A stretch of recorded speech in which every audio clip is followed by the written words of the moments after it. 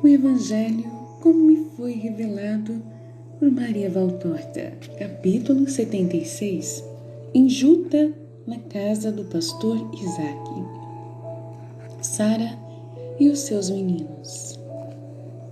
Valtorta escreve em 12 de janeiro de 1945.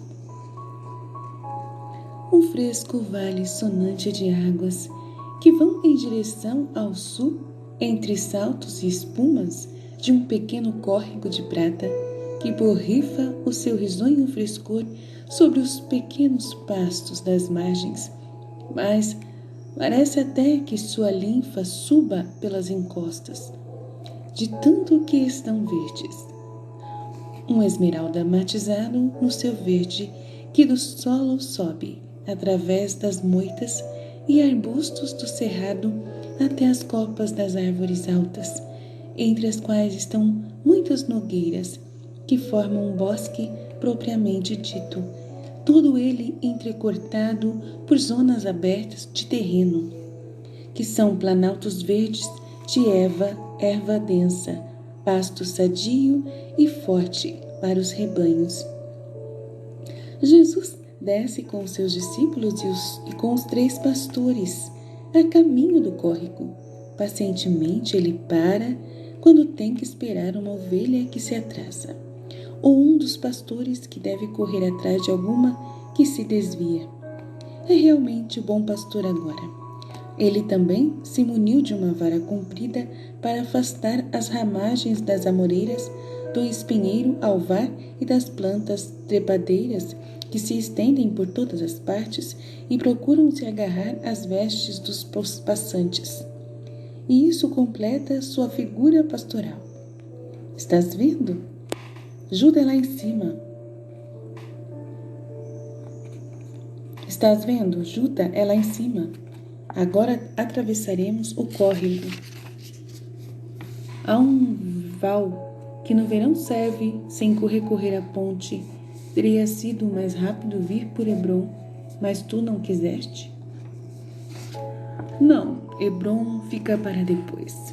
Primeiro se vai sempre a quem está sofrendo. Os mortos não sofrem mais quando foram justos. E Samuel era um justo. Portanto, para os mortos que precisam de orações, não é necessário estar perto dos seus ossos para dar-lhes orações. Que são os ossos? São uma prova do poder de Deus que com o pó criou o homem. Mas nada além disso. O animal também tem ossos. O esqueleto de todos os animais é menos perfeito que o do homem. Somente o homem, o rei da criação, tem uma posição ereta, de um rei sobre os seus súditos, com um rosto que olha para a frente e para o alto, sem precisar torcer o pescoço para o alto, onde está a morada do Pai. Mas são sempre ossos, pó que ao pó retorna. A bondade eterna decidiu reconstruí-lo no dia eterno, para dar uma alegria ainda mais viva aos bem-aventurados. Pensai, não só os espíritos serão reunidos e se amarão como e muito mais do que sobre a terra, mas também se alegrarão por poderem ver-se de novo com aqueles aspectos que tiveram na terra, os meninos de cabelos encaracolados e queridos como os teus, Elias, os pais e as mães com um coração e com um rosto que era todo amor, como os vossos, Levi e José. Aliás, para ti, José, será um conhecer finalmente aqueles rostos dos quais sentias falta. Já não haverá mais órfãos, não mais viúvos entre os justos lá em cima. O sufrágio aos mortos se pode prestar em qualquer lugar. É a oração de um espírito pelo espírito de alguém que nos era próximo, ao espírito perfeito que é Deus, que está em toda parte. Ó santa liberdade de tudo isso que é espiritual! Não há distâncias, nem exílios, nem prisões, nem sepulcros, nada que divide ou que acorrente em uma impotência penosa aquilo que está fora e acima das correntes da carne. Vós ides aos vossos diletos com a melhor parte de vós mesmos, e eles com a sua melhor parte vêm a nós. Venha a vós, e tudo dessa efusão de espíritos que se amam gira ao redor do fulcro eterno Deus, Espírito perfeitíssimo, Criador de tudo quanto foi e será, amor que vos ama e vos ensina a amar. Mas eis-nos no alval, eu creio, vejo uma fileira de pedras emergir da pouca água. Sim, é aquele, mestre. Em tempo de cheia é uma sonante cascata. Agora não há mais do que 7 pequenos córregos que passam rindo entre as 6 grandes pedras do val. De fato, 6 grandes pedras bastante esquadrejadas estão estendidas à distância de um bom palmo entre elas.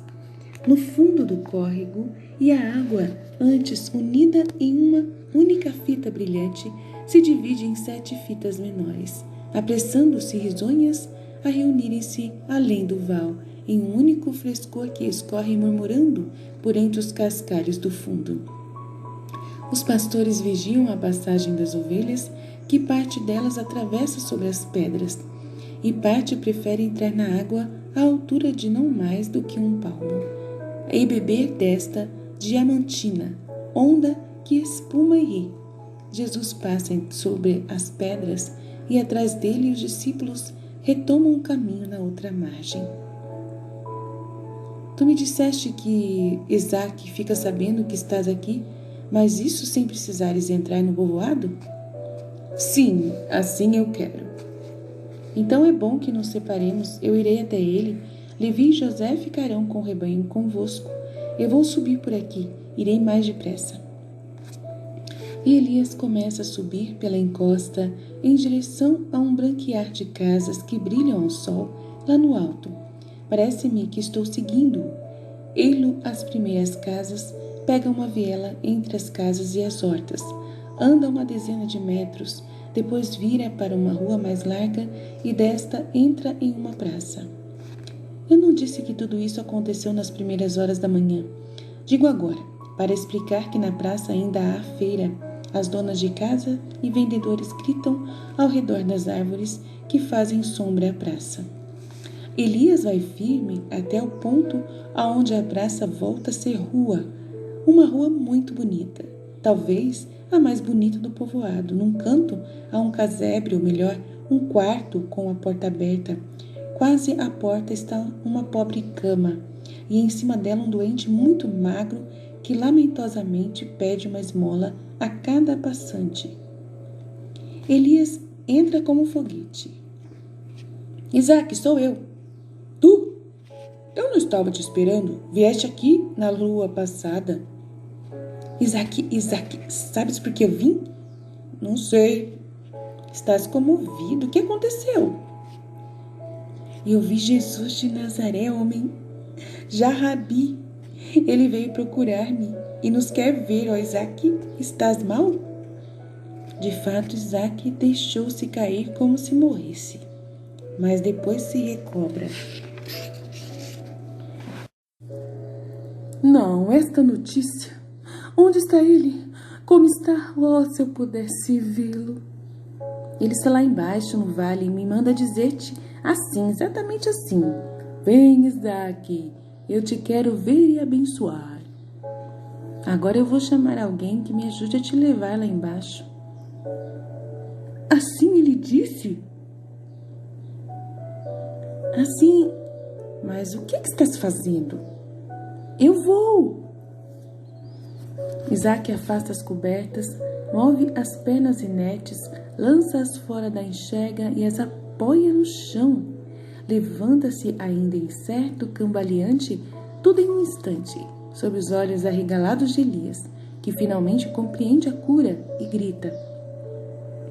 Aí parece uma mulherzinha curiosa, vê o enfermo de pé que se cobre com um cobertor, não encontrando outra coisa, e sai correndo, gritando como uma galinha. Vamos, saiamos daqui para fazermos mais depressa, antes que a multidão comece a se juntar. Depressa, Elias. E saem correndo pelo portãozinho de uma pequena horta situada atrás e empurram um fecho de ramos secos e estão fora. Seguem por uma viela miserável, descem depois por uma estradinha entre as hortas e desta passam para os prados e pequenos bosques até o córrego. Eis ali Jesus, diz Elias, indicando. É aquele alto, bonito, loiro, vestido de branco com o manto vermelho. Isaque corre, abre caminho por entre o rebanho que está pastando e com um grito de triunfo, de alegria, de adoração, prostra-se aos pés de Jesus. Levanta-te, Isaque, eu vim para trazer-te paz e bênção. Levanta-te para eu conhecer o teu rosto. Mas Isaque não pode levantar-se, emoções demais ao mesmo tempo, e está em seu choro feliz com o rosto no chão. Vieste depressa, nem perguntaste a ti mesmo se podias? Tu me disseste para vir, eu vim. Tampouco fechou a porta, nem recolheu as esmolas, mestre. Não importa, os anjos velarão a casa dele. Estás contente, Isaque? Ó Senhor, chama-me de mestre. Sim, Senhor, meu mestre, ainda que não tivesse ficado curado, teria já ficado feliz só por te ver. Como pude encontrar tanta graça junto a ti? Pela tua fé e paciência, Isaque, eu sei o quanto sofreste. Nada, mas nada. Eu te encontrei. Estás vivo? Estás aqui? Estás mesmo aqui? Tudo o resto é passado. Mas, Senhor mestre, agora não vais mais embora, não é? Isaque, eu tenho que evangelizar todo Israel. Eu vou, mas se eu não posso ficar, tu sempre podes servir e seguir-me. Queres ser meu discípulo, Isaque? Oh, mas eu não serei um bom discípulo. Saberás tu declarar quem eu sou e confessá-lo apesar dos escárnios e ameaças?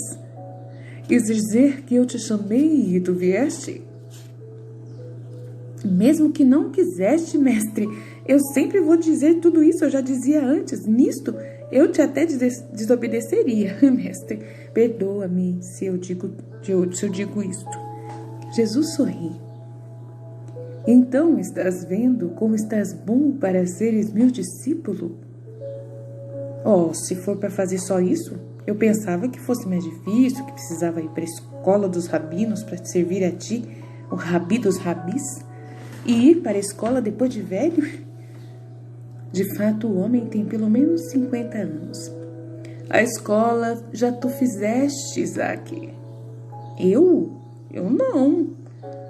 Tu, sim. Não tens continuado a crer e a amar, a respeitar e bendizer a Deus e ao próximo, a não ter invejas e não desejar o que é dos outros, e também o que era teu e não o tinha mais, a não falar senão a verdade, ainda que isso te prejudicasse, a não fornicar com Satanás, fazendo pecados? Não tens feito tudo isso nestes 30 anos de desventura? Sim, mestre. Então, estás vendo? A escola tu já fizeste. Continua assim e acrescenta a isso a revelação de minha presença no mundo. Não há outra coisa a fazer.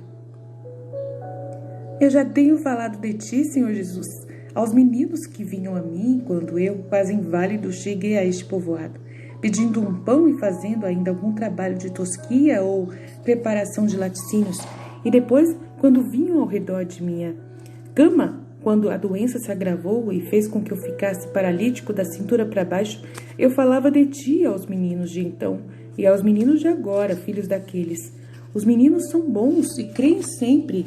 Eu lhes falava de quando eu tinhas nascido, dos anjos, da estrela, dos magos, de tua mãe. Oh, diz-me, ela ainda está viva?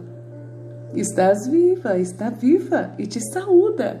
Ela sempre me falava de vós. Oh, se eu pudesse vê-la. Tu a verás.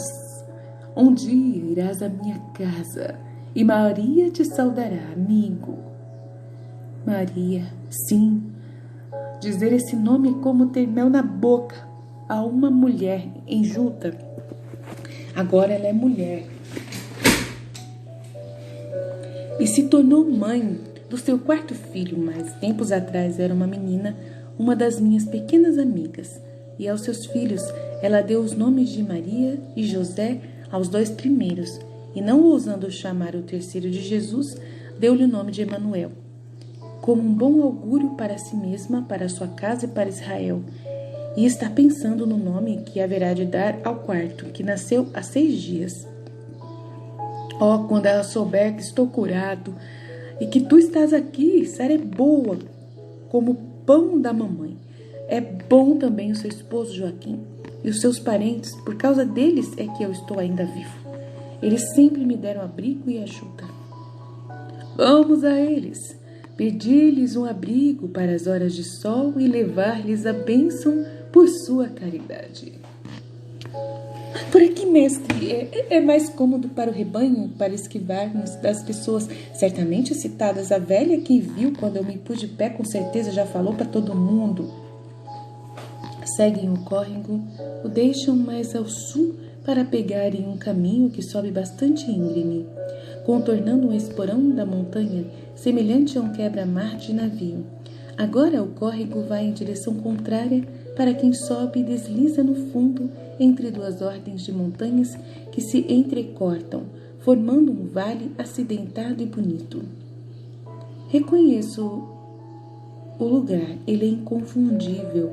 É aquele da visão que eu tive de Jesus e os meninos na primavera passada. O pequeno muro de pedras soltas delimita a propriedade que pende para o vale, eis os prados com as macieiras, as figueiras, as nogueiras, eis a casa branca sobre o verde, com sua ala saliente que protege a escada, formando um pórtico e um alpendre. Eis a pequena cúpula sobre a parte mais alta. Eis a horta-jardim com o poço, a parreira e os canteiros. Um grande vozerio sai da casa. Isaac vai à frente, entra e chama em voz alta. Maria, José, Emanuel, onde estais? Vinde a Jesus! Correm 3 pequeninos, uma menina de quase 5 anos e 2 meninos dos 4 aos 2. O último, com o passo ainda um pouco incerto, ficam de boca aberta diante do renascido. Depois a menina grita: Isaac! Mamãe, Isaac está aqui! A Judite viu bem! De um quarto, onde ao grande vozerio sai uma mulher, é a mãe em flor morena, alta, formosa, de uma visão longínqua, muito bonita em suas vestes de festa, uma veste de linho muito alvo, com uma rica camisa que desce em dobras até os tornozelos, apertada aos francos opulentos por um chale com listras matizadas que lhe modela os quadris estupendos, recaindo em franjas até a parte posterior dos joelhos e ficando entreaberto na frente, depois de ter se cruzado à altura da cintura sob uma fivela de filigrana. Um véu leve com ramos de roseira colorido sobre um fundo de marfim está fixado sobre as tranças pretas, com um pequeno turbante, e depois desce da nuca, com ondas e dobras, pelas costas e o peito. Conservam-no firme na cabeça uma pequena coroa de medalhinhas unidas por uma pequena corrente entre elas. Brincos pesados em forma de anéis descem das orelhas e um colar de prata que passa entre os ilhoses da veste. Ajusta a túnica ao pescoço. Nos braços, pesados braceletes de prata. Isaac, mas como? Judite já estava pensando que o sol a tivesse feito endoidecer. Tu estás caminhando, mas que foi que te aconteceu? O Salvador, ó Sara, ele está aqui, ele já veio. Quem? Jesus de Nazaré? E onde ele está? Ali, atrás da nogueira, e ele manda perguntar se tu o recebes. Estou aqui, mãe! Vinde todos, o Messias está aqui! Mulheres, homens, rapazes, meninos, todos vão correndo, gritando, mas quando vem Jesus alto e majestoso, perdem toda aquela coragem e ficam como que petrificados. A paz a esta casa e a todos vós, a paz e a bênção de Deus. Jesus caminha devagar, sorridente, em direção ao grupo. Amigos, quereis hospedar o viajante? E sorri ainda mais. O seu sorriso vence os receios. o esposo cria coragem para falar. Entra, Messias, nós já te amávamos sem te conhecer, mas ainda te amaremos conhecendo-te. Nossa casa está em festa por 3 motivos: por ti, por Isaque e pela circuncisão do meu terceiro filho homem. Abençoa o mestre, mulher, traz o menino, traz aqui o menino. Entra o Senhor. Entram numa sala preparada para a festa, mesas e iguarias, tapetes e ramagens por todos os lados. Sara volta com um belo recém-nascido nos braços e o apresenta a Jesus. Deus esteja sempre com ele. Que nome ele tem? Nenhum. Essa é Maria, este é José e este é Emanuel. Este ainda não tem nome.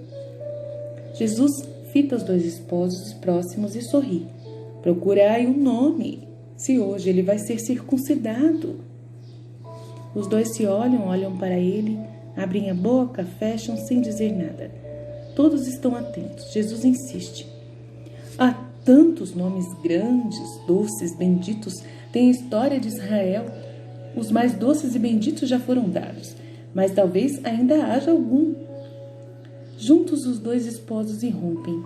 O teu, Senhor. A esposa termina dizendo, mas é santo demais. Jesus sorri e pergunta, quando será circuncidado?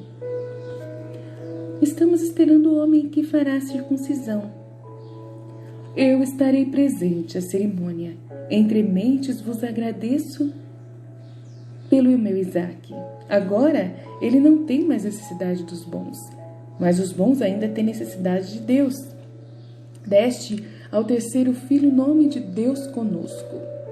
Mas vós já tinhas a Deus, quando tiveste caridade para com meu servo Isaque. Sede benditos na terra e no céu, vosso ato será lembrado. Isaque parte agora, ele vai nos deixar? Ficais tristes por isso? Mas ele deve servir a seu mestre. Contudo, ele voltará, e eu também virei. Enquanto isso, vós falareis do Messias. Há tantas coisas a dizer para convencer o mundo, mas eis o esperado. Entra um pomposo personagem, com um ajudante, saudações e inclinações. Onde está o menino? Pergunta ele com altivez. Está aqui, mas saúda o Messias, ele está aqui. O Messias? Aquele que curou o Isaque? Eu sei, mas falaremos dele depois. Estou com muita pressa. Vejamos o menino e o seu nome. Os presentes estão mortificados pelos modos do homem, mas Jesus sorri, como se aquelas grosserias não fossem para ele. Pega o menino, toca em sua pequena fronte com seus dedos bonitos, como que para consagrá-lo, e diz: o seu nome é Gisai. E devolve ao pai. Com um homem soberbo e outros. Vai a um quarto próximo. Jesus fica onde está, até que eles voltam com o menino, que grita desesperadamente.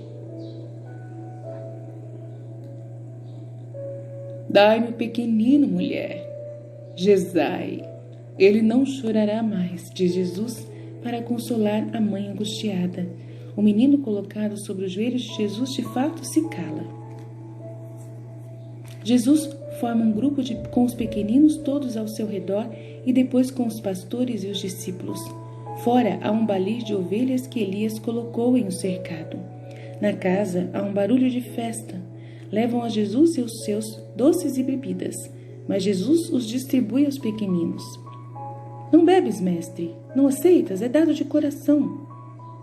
Eu sei, Joaquim, e de coração eu aceito, mas deixa que primeiro eu faça contentes os pequeninos. Eles são a minha alegria. Não repares naquele homem, mestre. Não, Isaque, eu rezo para que ele veja a luz. João, leva os 2 meninos para que vejam as ovelhinhas. E tu, Maria, vem mais perto. Diz-me, quem sou eu? Tu és Jesus, filho de Maria de Nazaré, nascido em Belém. Isaque te viu e me pôs o nome de tua mãe, para que eu seja boa. boa como o anjo de Deus, pura mais do que o lírio desabrochado no cume da montanha, piedosa como o levita mais santo deve ser. Para imitá-la, serás assim? Sim, Jesus. Fala, mestre ou senhor, menina. Deixa que me chame com o meu nome, Judas. Só passando por lábios inocentes é que não perde o som que tem sobre os lábios de minha mãe. Todos nos séculos dirão esse nome, mas uns por um interesse, outros por outro, e muitos para blasfemá-lo. Só os inocentes sem malícia e sem ódio, e o dirão com um amor igual ao desta menina e ao de minha mãe. Os pecadores também me chamarão, quando pedirem misericórdia, mas minha mãe os pequeninos. Por que me chamas Jesus? Pergunta acariciando a pequenina. Porque eu te quero bem, como a papai e mamãe e os meus irmãozinhos, diz ela, abraçando os joelhos de Jesus e rindo com o rostinho erguido. Jesus se inclina e a beija, e assim tudo termina. Fiat.